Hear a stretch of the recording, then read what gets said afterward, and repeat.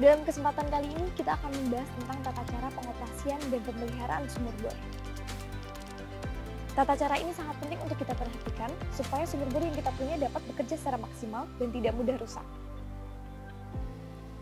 Untuk itu, video tutorial kali ini akan kami tayangkan bagaimana cara pengoperasian dan pemeliharaan sumur bor yang baik dan yang benar.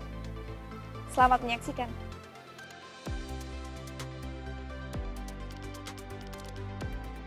Langkah pertama yang kita lakukan adalah membuat penjadwalan pemakaian pompa agar tidak melebihi beban kerja pompa yang semestinya. Dari kebutuhan air harian dan dari kapasitas pompa, kita dapat mengetahui berapa jam pompa bekerja dalam sehari. Setelah itu, kita buat jadwal jam berapa saja pompa akan dinyalakan dan berapa jam lamanya atau durasi pompa tersebut kita nyalakan. Penentuan kapan pompa dinyalakan bisa berdasarkan waktu warga menggunakan air. Misalkan setiap beraktivitas pagi atau sore. Dalam mengatur lamanya pompa beroperasi, kita bisa memasang indikator level otomatis pelampung untuk meminimalisir air yang terbuang percuma. Setiap kali kita akan menyalakan pompa, harus selalu mengecek tegangan listrik pada saat itu. Pengecekan tegangan listrik dengan menggunakan ohmmeter.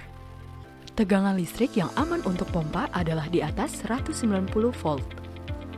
Bila tegangan berada di bawah 190 volt, maka pompa tidak boleh dinyalakan.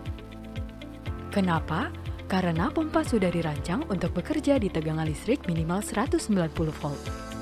Bila pompa tetap dibiarkan beroperasi di tegangan di bawah 190 volt, maka pompa akan cepat rusak.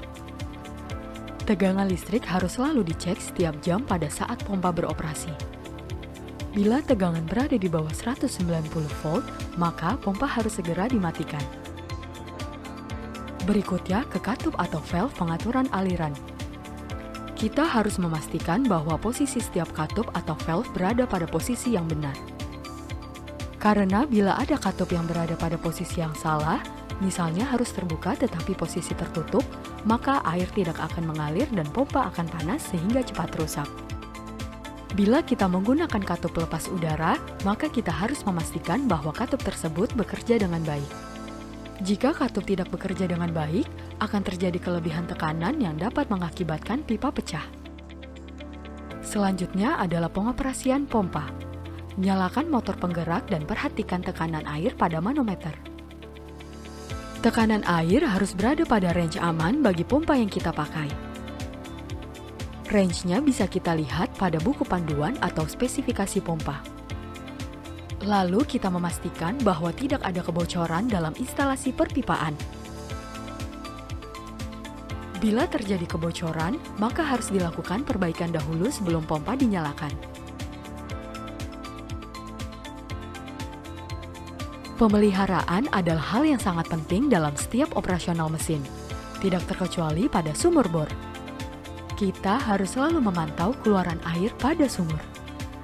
Bila air yang keluar dari sumur lebih kecil dari yang seharusnya, kita harus melakukan pengecekan untuk mengetahui apa yang harus diperbaiki.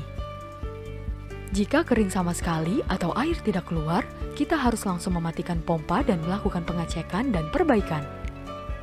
Air tidak keluar, maka harus dilakukan pemeriksaan posisi katup dan saringan pada pipa hisap. Jika saringan tersumbat kotoran atau pasir halus, maka harus segera dibersihkan. Pemeliharaan pompa dilakukan dengan mengangkat pompa dari bawah sumur bor. Untuk dilakukan pengecekan beberapa seal atau segel, gear atau spare part lain yang mengalami kerusakan sehingga harus diganti. Bila air keluar mengandung besi dan mangan, maka pembersihan harus sering dilakukan. Pastikan area sekeliling pompa harus selalu berada dalam keadaan bersih. Jangan lupa saat pompa beroperasi harus selalu dilakukan pengecekan tegangan listrik. Tegangan listrik harus selalu di atas 190 volt. Bila tegangan listrik berada di bawah 190 volt, maka pompa harus segera dimatikan dan dilakukan perbaikan atau memanggil petugas PLN.